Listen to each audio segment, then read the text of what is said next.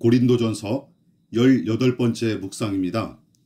신약성경 고린도전서 4장 1절부터 5절 말씀까지 봉독합니다.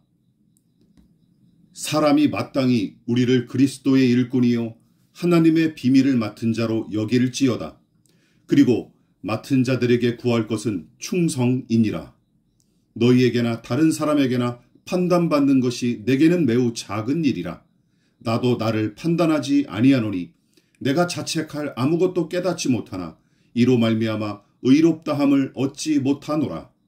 다만 나를 심판하실 이는 주시니라. 그러므로 때가 이르기 전 곧 주께서 오시기까지 아무것도 판단하지 말라. 그가 어둠에 감추인 것들을 드러내고 마음의 뜻을 나타내시리니 그때에 각 사람에게 하나님으로부터 칭찬이 있으리라. 세상의 지혜로 하나님의 지혜를 이리저리 재단하려는 시도, 세상의 생리와 그 타락한 방식으로 신자의 우열을 나누고 믿음의 공동체 안에서 분열과 분쟁을 일삼는 작태, 바울은 이 모든 것을 성경과 복음의 논리에 입각하여 신랄하게 비판하고 정죄했죠.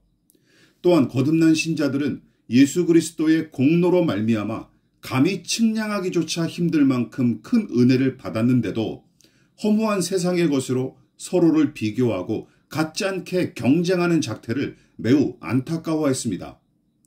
단순히 외모로 비교하여 서열을 매기고 서로 다퉜기 때문에 분개하고 안타까워했던 것만은 아닙니다.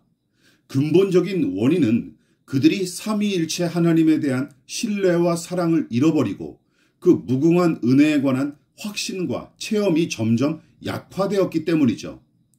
다시 말해 믿음의 대상인 하나님이 얼마나 위대하고 영광스러우며 은혜로운 분이신지, 그리고 하나님께서 각 사람에게 베푸신 은혜의 무궁함과 풍성함이 어떠한지 생각하지 않았기 때문입니다.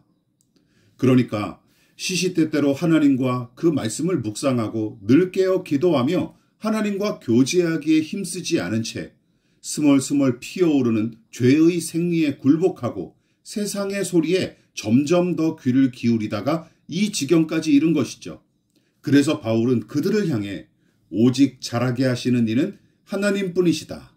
여러분이 하나님의 성전이요 하나님의 성령이 여러분 가운데 계신다. 누구든지 사람을 자랑하지 마십시오 하며 단호하게 명령했죠. 4장에서도 마찬가지입니다. 고린도 교인들의 환심을 사기 위해 눈치를 보기는커녕 다짜고짜 여러분은 우리를 그리스도의 일꾼이자 하나님의 심오한 진리를 맡은 관리인으로서 동등하게 대해 주십시오. 관리인에게 요구되는 것은 그저 주인에 대한 충성입니다 하고 요구합니다. 당연하죠. 주인이 일을 맡긴 하인의 학력과 이력과 재산과 외모 등을 따지는 것은 허튼 짓거리일 뿐이기 때문입니다. 거기 더하여 바울은 나를 심판하시는 분은 주님이십니다. 그래서 나도 나를 판단하지 못하고 더 나아가 주님께서 오실 때까지는 무슨 일이나 미리 앞질러 심판해서는 안 됩니다 하고 권고합니다. 바울이 여기서 언급한 판단, 심판은 복음의 정신을 상실하고 사람을 외모로 판단하여 서열을 매겼던 그 행태를 가리키는 것이지, 문맥을 전혀 고려하지 않고 보이는 대로 편리하게 해석하는 사람들이 주장하듯이 판단 자체를 악한 것으로 여겨 정죄하는 말씀이 절대 아닙니다. 바울의 말은 너희 주제에 나를 판단해? 하고 시비를 거는 게 아니에요. 나란 사람을 나 자신조차도 다 알지 못하는 게 우리와 같은 인간 아닙니까? 하물며 남에 대한 판단, 타인에 대한 판단은 어떠하겠습니까?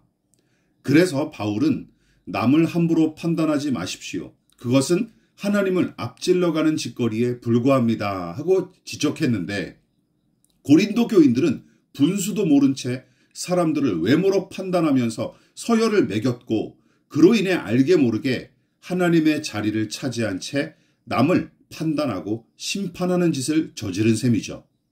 기억하십시오. 최종 판결자는 우리가 아닙니다. 하나님이십니다.